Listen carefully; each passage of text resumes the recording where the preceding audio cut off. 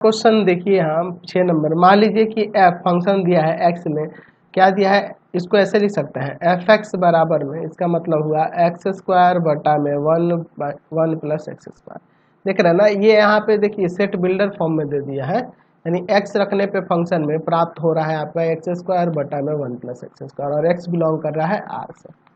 ठीक है, आर से आर में एक फलन है, तो एफ का परिसर निर्धारित करिए। हमें फंक्शन एफ का परिसर निकालना है, तो परिसर निकालने के लिए बहुत ही सिंपल है, हम लोग y बराबर में एफ एक्स मान लेंगे, यानी कि y बराबर में हो जाएगा एक्स स्क्वायर बटा में वन प्लस एक्स स्क्वायर। यहाँ से पहले x का वैल्यू निकालते हैं। यहाँ पे देखो एक्स स्क्वायर बराबर में, इसको इससे गुना कर देते हैं तो हो जाएगा y प्लस में एक्स स्क्वायर वाई, इसको इधर लाते हैं एक्स स्क्वायर प्लस में x square minus x square y minus x, या के माइनस का होगा ना, एक्स स्क्वायर वाई बराबर में वाई। चलिए यहाँ से एक्स स्क्वायर कॉमन है, चलिए एक्स स्क्वायर कॉमन करोगे तो वन माइनस वाई बराबर में वाई,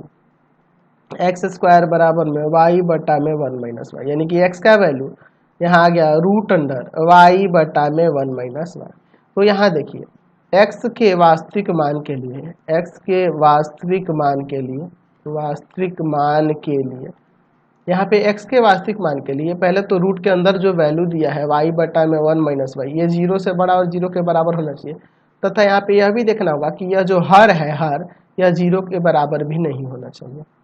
ताकि क्योंकि उस पर अपरिभाषित हो जाएगा ना जी। तो परिभाषित होने के लिए इसका वैल्यू जीरो और जीरो से बड़ा चाहिए, और यह नीचे इसका हर जीरो के बराबर भी नहीं होना चाहिए। यानी यहाँ से हम लोग एक निष्कर्ष निकलता है कि y का वैल्यू ग्रेटर देन जीरो और इक्वल टू जीरो हो सकता है। लेकिन अगर मैं नीचे वाले कंडीशन के अनुसार से देखूं, अगर यह y का वैल्यू ग्रेटर देन और इक्वल टू जीरो हो जाएगा, है ना, तो इक्वल टू जीरो तो ठीक है। अगर मैं जीरो से बड़ा और वन से बड़ा भी कोई वैल्यू लूँ, जैसे टू लूँ, तो टू लूंगा तो वन में से टू घटेगा तो नीचे माइनस का आ जाएगा, है ना। अगर मैं जीरो से बड़ा हर एक मान को लेता चलूँ, तो यहाँ पे अगर मैं वन से बड़ा कोई भी वैल्यू रखूंगा तो यह डिफाइंड नहीं होगा, यानी कि यहाँ नीचे जो होना चाहिए ये one minus y is less than zero होना चाहिए।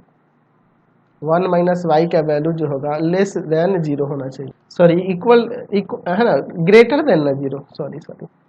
जीरो से बड़ा होना चाहिए ना, ताकि नीचे पॉजिटिव आ सके। ठीक है, तो इसको इधर ले जाते हैं, यानी कि वन यहाँ हो जाएगा इधर, या one is less then, one से छोटा होना चाहिए वाई का वैल्यू। यहाँ से ये पता चला, समझ रहे ना बात को, यहाँ ध्यान से देखो, वाई का वैल्यू जीरो के बराबर या जीरो से बड़ा ले सकते हैं, लेकिन अगर मैं यहाँ वन से बड़ा लूंगा तो वन से बड़ा लेने पर वन माइनस वाई, यहाँ देखोगे तो वन से बड़ा लेने पर वन माइनस वाई, अगर मैं यहाँ वन से बड़ा ले लूँ, यहाँ वन के जगह वाई के जगह वन से बड़ा रख दूँ, जैसे मान लो टू रख दूँ, थ्री रख दूँ, तो ये नीचे निगेटिव आ जाएगा, यानी कि डिनोमिनेटर आपका हमेशा जीरो से बड़ा होना चाहिए। ऊपर तो जीरो के बराबर और जीरो से बड़ा भी चलेगा, लेकिन डिनोमिनेटर हमेशा जीरो से बड़ा होना चाहिए। यानी कि यहाँ से ये पता चला कि वाई का वैल्यू वन से छोटा होना चाहिए, और यहाँ से ये पता चल रहा है कि यहाँ पर हो जाएगा आपका one not equal to Y,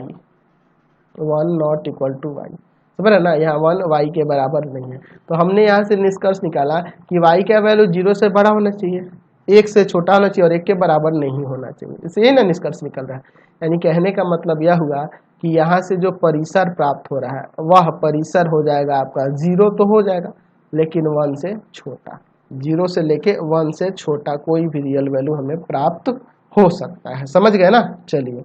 question number